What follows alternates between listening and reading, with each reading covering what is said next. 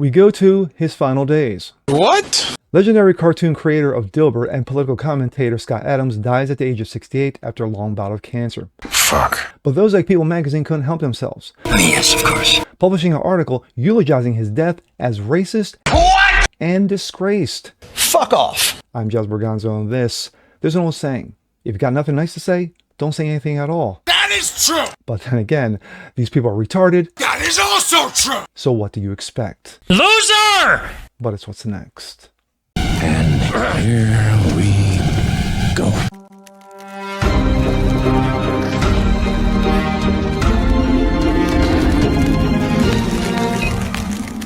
What's up, everyone? Jazz Berganzo, what's next? Your daily dose. Hope you guys are feeling good today on this Wednesday. No video from yesterday, only because I was having some technical difficulties with video and editing, so my bad. Anyway, back to work.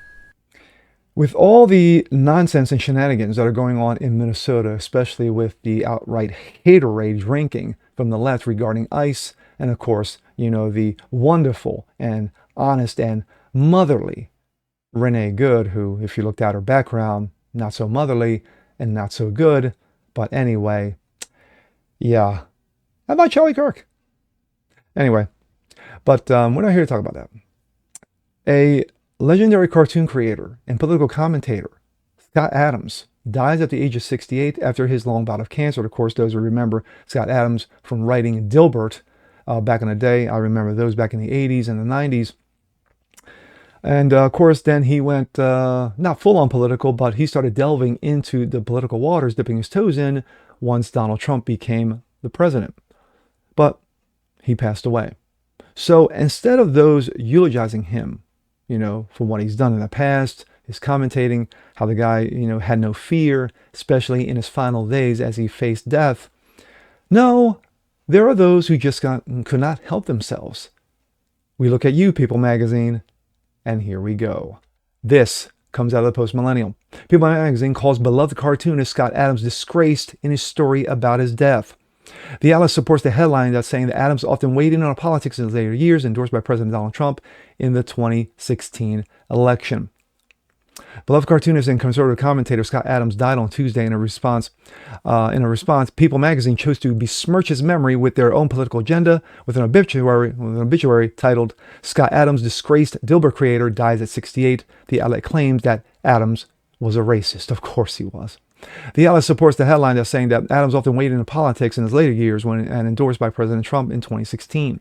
He was also opposed to the COOF, who wasn't, and the COOF vaccine, you know, that wonderful magical vax, and masking. Well, he was right, wasn't he? NPR reported in 23 that he questioned the death toll of the Holocaust. A lot of us do. Doesn't make us conspiracy theories. It just makes us, I don't know, curious. Adams was outspoken in favor of Donald Trump when he launched his first presidential campaign in 2015.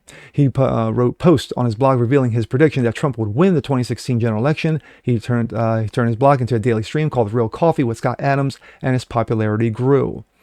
He hosted many of those who are in the MAGA movement, but it was his comments on race that likely led to People magazine headline.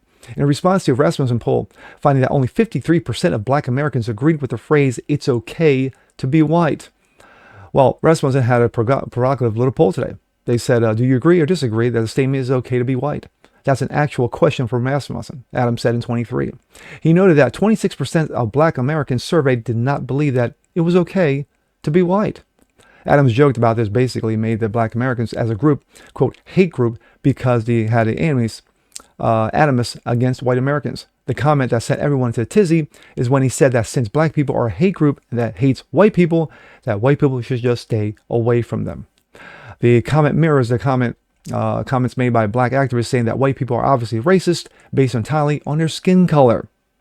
Adams quoted former CNN host Don Lemon, you know, Mr. Ear Piercing when totally sloshed, at a New Year's, and of course, you know, flamboyantly himself, who said that outright the problems that he saw in Black neighborhoods did not exist in white neighborhoods where he himself lived.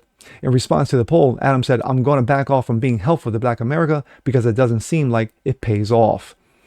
Like I've been doing all my life, and the only outcome is that I get called a racist, and that the only outcome is to make no sense to help Black Americans if you're white. It's over. Don't even think about worth trying. we should be friendly. I'm not like saying start a war or do anything like that. Nothing like that.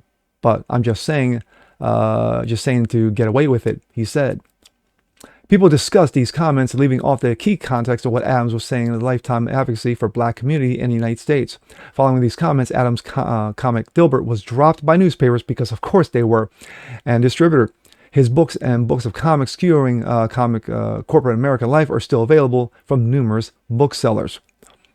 The original author of the article was removed from following backlash against people on social media. People also deleted their posts with a link to the article. Jack Posobiec. Hi, people. Why did you delete this? Supporters of Adams posted their condolences and their memories. Of course, Donald Trump did. Sadly, the great influencer Scott Adams has passed away. He bravely fought a long battle against a terrible disease. My condolences go out to him and his family and to all his friends and listeners. He will be truly missed. God bless you, Scott. Mike Cernovich. Scott Adams could have kept his mouth shut in 2015, kept those lavish corporate speaking gigs, as he was earning $50,000 to $100,000 per talk. And died with an extra 0 or 2 in his bank account. Instead, he chose courage and died surrounded by the love of tens of millions. My thoughts.